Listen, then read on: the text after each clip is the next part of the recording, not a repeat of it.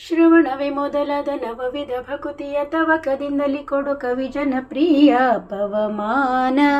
ಪವಮಾನ ಪವಮಾನ ಜಗದ ಪ್ರಾಣ ಸಂಕರುಷಣ ಭವ ಭಯಾರಣ್ಯ ದಹನ ಪವನ ಹೇಮ ಕಚ್ಚೂಟ ಉಪವೀತ ಧರಿಪ ಮಾರುತ ಕಾಮಾದಿ ವರ್ಗರಹಿತ ಕಾಮಾದಿ ವರ್ಗರಹಿತ ವ್ಯೋಮಾದಿ ಸರ್ವವ್ಯಾಪುತ ಸತತ ನಿರ್ಭೀತ ರಾಮಚಂದ್ರನ ನಿಜದೂತ ರಾಮಚಂದ್ರನ ನಿಜದೂತ